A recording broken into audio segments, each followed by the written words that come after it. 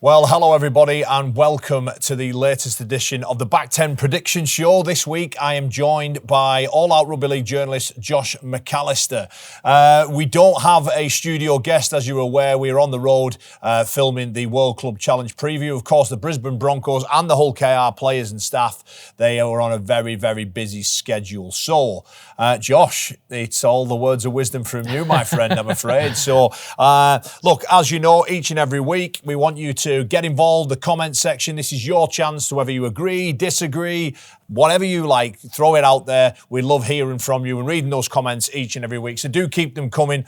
And of course, don't forget to like, subscribe, hit the notification bell and swipe hype on the comments. Swipe left to reveal the hype button on the comments, and you can hit that up to 3 times a week, which helps us get further and wider audiences so that we can keep bringing you shows exactly like this and exactly like the one earlier in the week also. Right, so for now, Josh, let's get into the prediction show.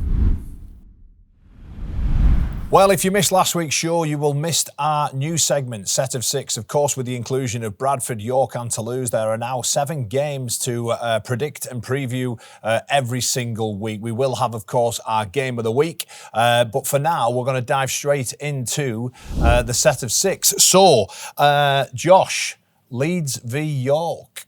Interesting game. Interesting game because we also what York did last week, and I know we've only got 6 minutes to get through these, but what last week showed us was that maybe these Super League newcomers aren't going to be the pushovers that we thought were going to be. It'd be interesting down the line, a few rounds in when injuries take part, but for this one, I'm going to go with the Rhinos.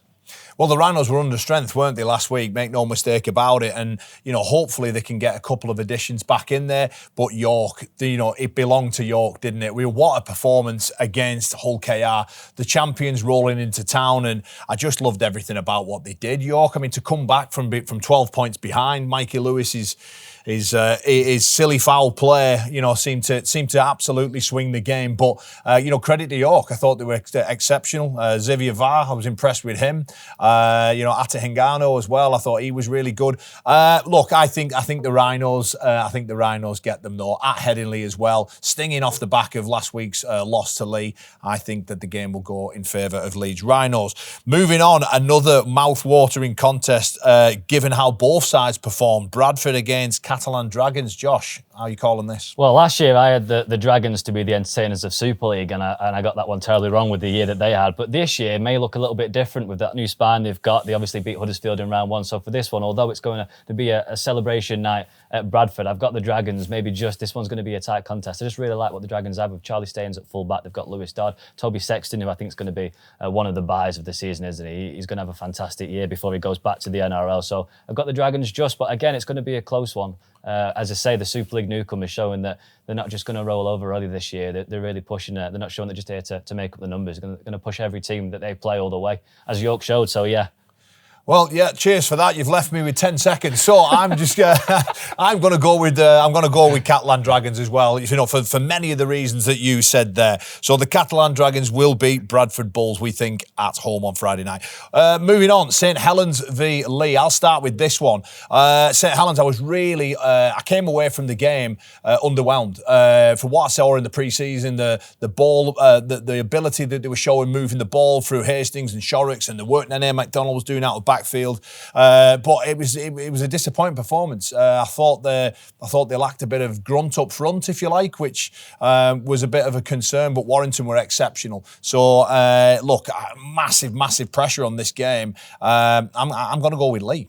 Yeah, I've got Lee as well. I was again disappointed by St Helens last week, but Warrington were just on top of it. The Leopards I thought would take a few weeks to get into the season with the new halfback combination of Adam Cook and Lachlan Lamb, but they really did a number on Leeds Rhinos. So I've got the Leopards to impress again this weekend, so I'm backing them as well.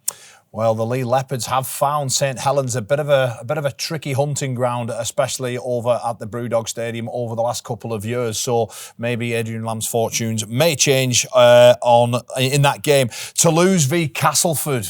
Wow. Well, of course, Castleford lost to Wigan. Toulouse with an exceptional win over at Wakefield. The game was a very scrappy game, Josh, but I was really impressed with Ole Ashall-Bott at the back. Absolutely. I thought he was fantastic. A lot of the unheard of French players as well, I thought really stepped up at the DIY Kitchen Stadium on Saturday night. Look, I think Toulouse bounce into this first home game.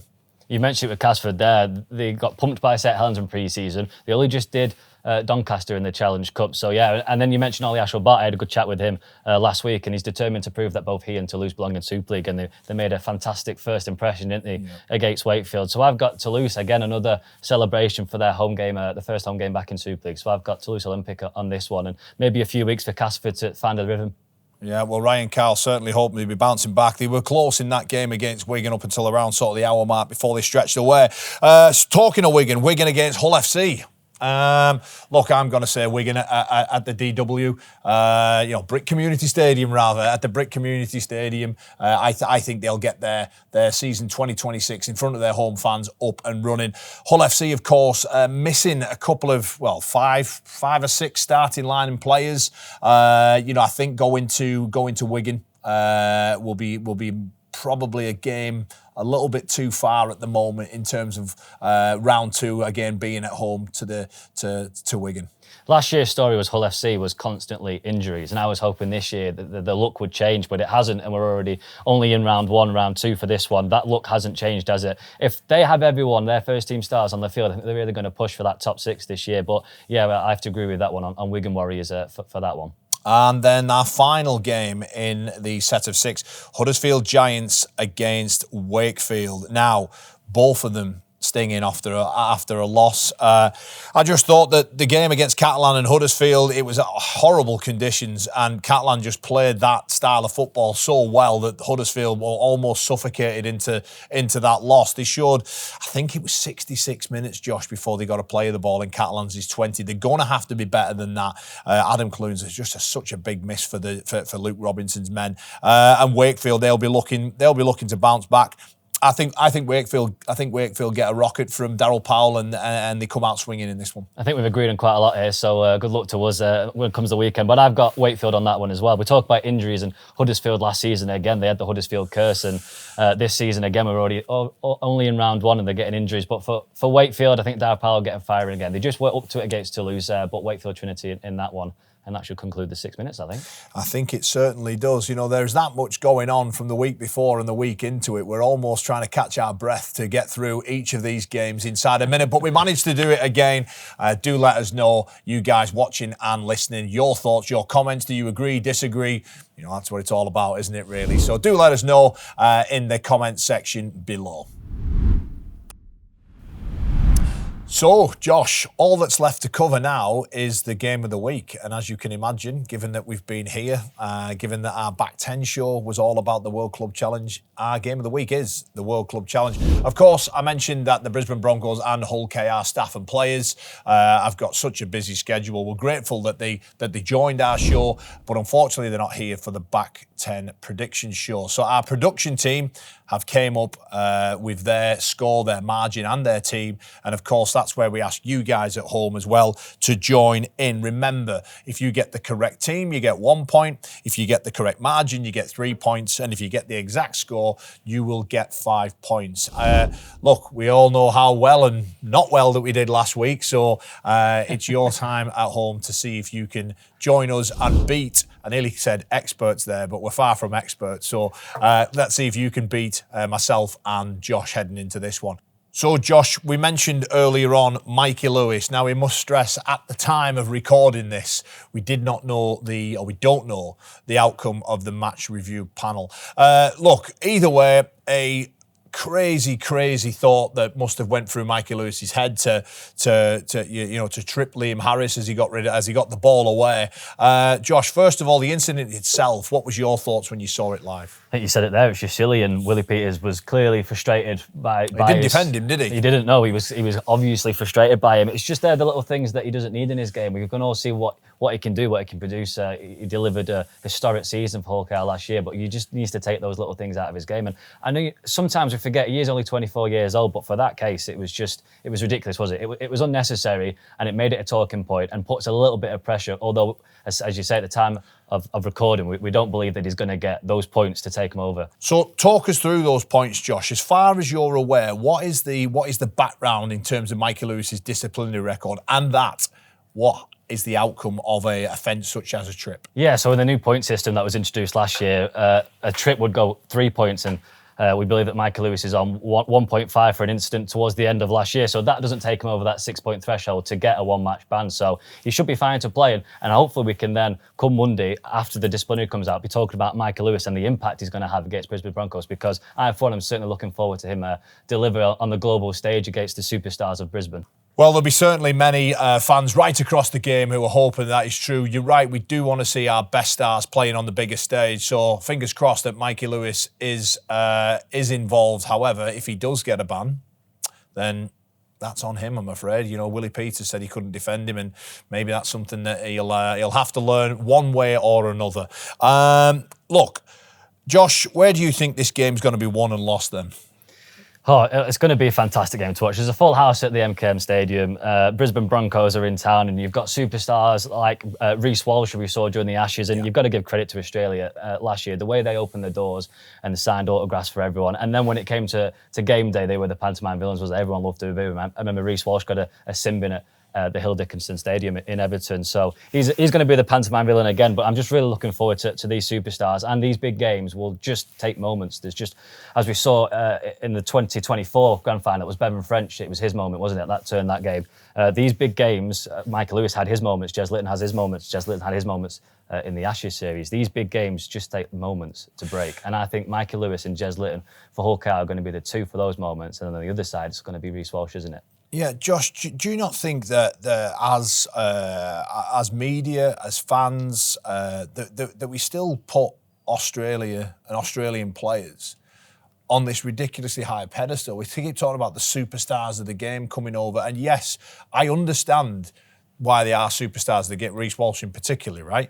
But we have some stars ourselves, don't we? And it almost feels like the World Club Challenge when we bring it over here is a festival for Australia rather than Elliot Minchella trying to lead the charges and etching the name in Super League history. Yeah, absolutely.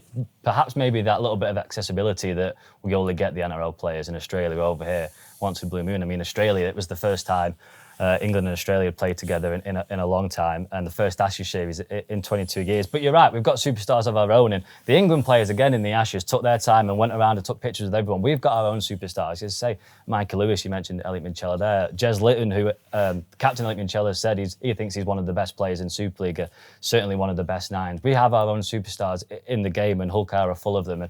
And they were the ones that led him across that historic year last year, claiming all 3 trophies. So you're right in that point, yeah. We do have our own superstars, and they should be celebrated, and hopefully we'll celebrate them here on Thursday night. And again, you're a little bit right that it's almost all of Super League, hopefully will back Hull KR. It doesn't always work that way. I said it a little bit tongue-in-cheek to Elliot Minchella earlier, but hopefully it's a little bit of that Super League versus NRL way, isn't it, that these games are World Cup challenges.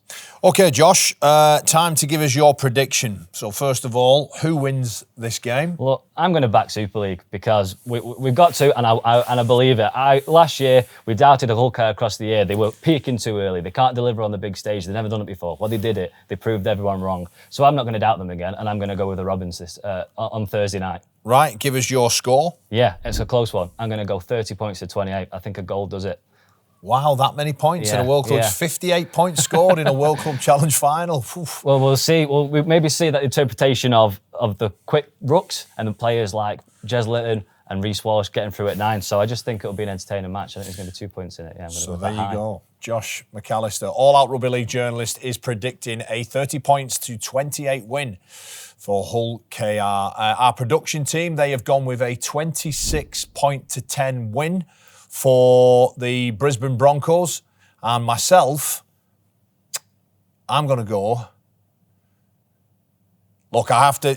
Look, as much as my heart says I'd like Hull KR to win this game, I just think I think the Brisbane Broncos. I think the Brisbane Broncos have some fun out there. I do. I think they'll move the ball incredibly well. I think they'll be fresh. They'll be sharp, and I just think they'll have a little bit too much quality for Hull KR. I hope I'm wrong. I really do. But I'm going to go with a 26 points to 8 win for the Brisbane Broncos. So there you go. Do let me know whether you agree, disagree, as we've said. Hopefully we all disagree. Hopefully we all disagree. And look, I'd love nothing more for Hull KR to etch their name on top of that trophy to go with some of the other English Super League clubs there as well. Josh, thank you very much. Thanks to you guys at home, as always, for listening and watching wherever you are, whatever you watch it on mobile phone, tablet, you name it. Take care. Have a great week. And we look forward to seeing you all again in the build-up to round 3. But for now, here from the MKM Stadium, bye-bye.